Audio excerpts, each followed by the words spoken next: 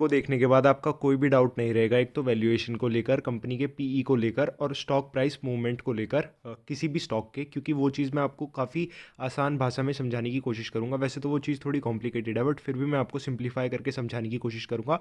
और रिलैक्सो स्टॉक क्यों गिर रहा है, कब इसमें रिकवरी हो सकती है, एक्सेट्रा, इन सभी चीज़ों के बारे में हम इस वीडियो में बात करने वाले हैं। तो इस वीडियो को आप पूरा देखिएगा, बहुत इंपॉर्टेंट वीडियो ये आप सभी के लिए है। अगर बात करें स्टॉक की, तो स्टॉक अपने पीक से ऑलमोस्ट 25% हमें टूटता हुआ देखने के लिए मिल जाता है, जो कि स्टॉक में आपको ऑलमोस्ट कोविड जैसा फॉल देखने के लिए मिलता है। लास्ट 5 सालों में इतना ज़्यादा स्टॉक आपको कभी टूटता हुआ देखने के लिए नहीं मिला। अगर बात करें आप पहले की, तो 3 साल ऐसे रहे हैं स्टॉक के बीच में जब स्टॉक ने बिल्कुल भी आपको कोई रिटर्न नहीं दिया। उसके बारे में मैं आपको बताऊंगा कि क्यों ऐसा बोलते हैं कि लॉन्ग टर्म इन्वेस्टिंग बेस्ट होती है। 3, 5, 7, 10 सालों का अगर आपका होल्डिंग पीरियड नहीं है तो आपको शेयर मार्केट में नहीं आना चाहिए। बिल्कुल वो चीज़ आज आपको मैं क्लियर करने की कोशिश करूँगा।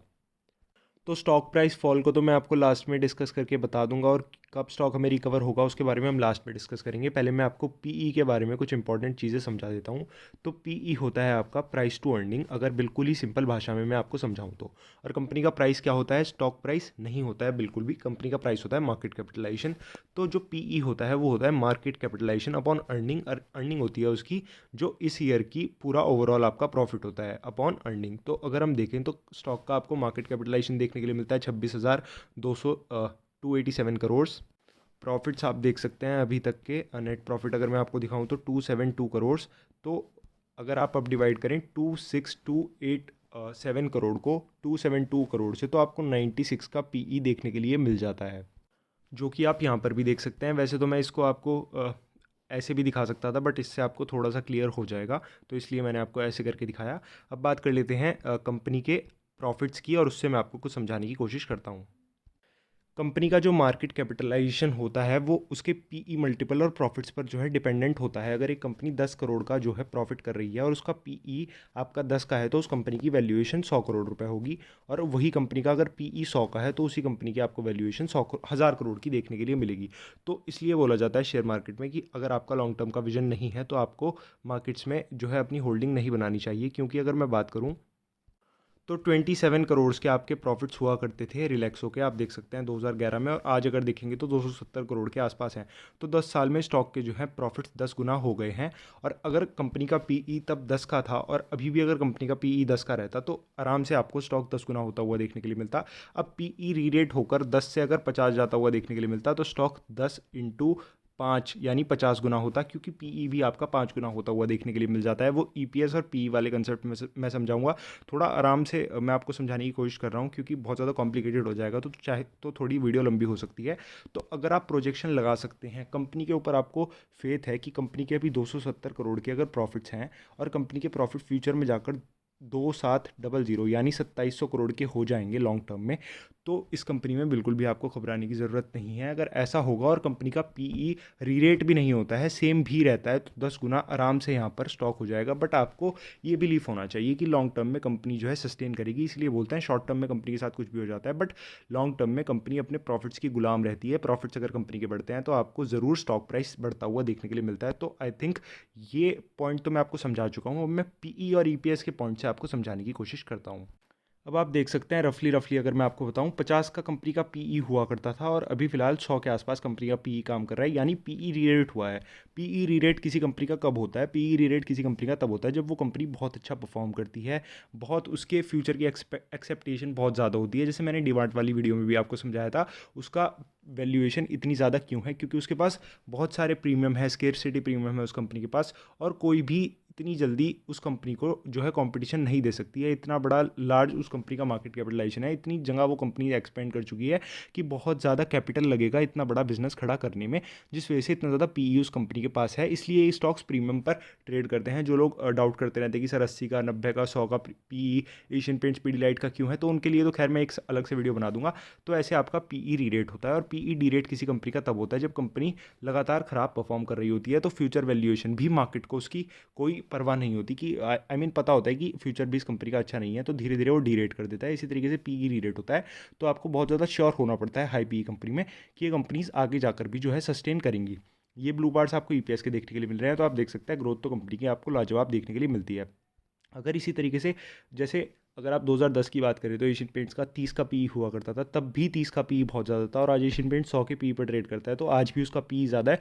हो सकता है कल को 10 साल बाद उसका पी 200 पे हो और तब भी वो जस्टिफाइड हो और तब भी वो स्टॉक आपको उन्हीं लेवल्स पर ट्रेड करता हुआ देखने के लिए मिल रहा हो। तो ऐसा तो 100 का पी किसी ने 10 साल पहले आज तक सोचा ही नहीं था, और आज 100 के पी मल्टीपल्स पर भी कंपनीज ट्रेड होती है, और नाइका आपको 1000 के पी पर भी ट्रेड होती हुई देखने के लिए मिलती है।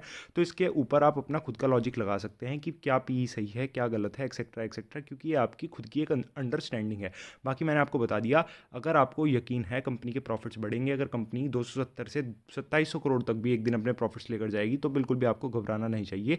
स्टॉक बिल्कुल आपको 10 गुना होता हुआ देखने के लिए मिलेगा। अगर 100 का ही पी रहता है तो 200 का पी हो जाता है तो 20 गुना होता हुआ देखने के लिए मिलेगा, 300 का हो जाता है तो 30 गुना होता हुआ देखने के लिए मिलेगा। सॉरी गाइस, वीडियो स्टॉप हो गया था, तो अब हम आगे बात कर लेते हैं और स्टॉक प्राइस पर मैं आपको समझाऊंगा इतना ज़्यादा स्टॉक क्यों गिर रहा है और कब स्टॉक हमें रिकवर होता हुआ देखने के लिए मिल सकता है। अनफॉर्चुनेटली मुझे अभी इनके मैनेजमेंट का एक आर्टिकल जो पब्लिश हुआ था वो तो मिल नहीं रहा है, मैंने वो पढ़ा था।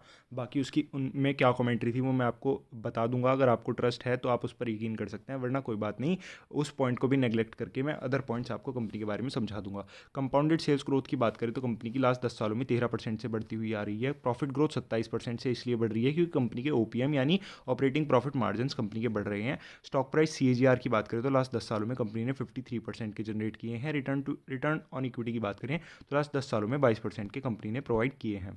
शेयर होल्डिंग पैटर्न की बात करें तो आपको कांस्टेंट बिल्कुल देखने के लिए मिलता है, थोड़ा बहुत आपको किसी ने बाई किया है किसी ने सेल किया है देखने के लिए मिलता है, वैसे अनचेंज देखने के लिए मिलता है। 82% कंपनी स्ट्रॉन्ग हैंड्स में आपको देखने के लिए मिलती है, जो कि एक पॉजिटिव पॉइंट है।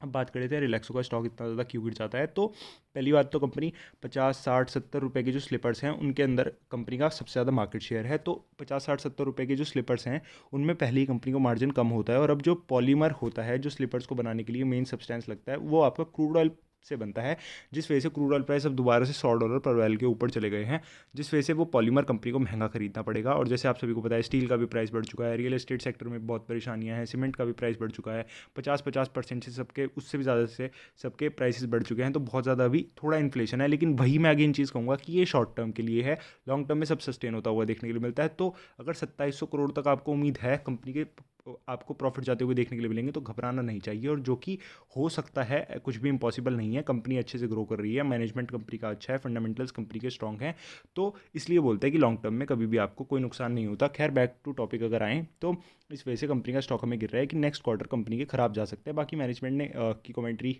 में मैनेजमेंट ने कहा था कि Q4 तक ये परेशानी रह सकती है, उसके बाद जैसे जैसे पॉलीमर के धीरे धीरे आपको प्राइसेस डाउन आते हुए देखने के लिए मिलेंगे तो सभी चीज़ें बैक ऑन ट्रैक आएंगी, और वरना हम जो है प्राइस को हाइक कर देंगे।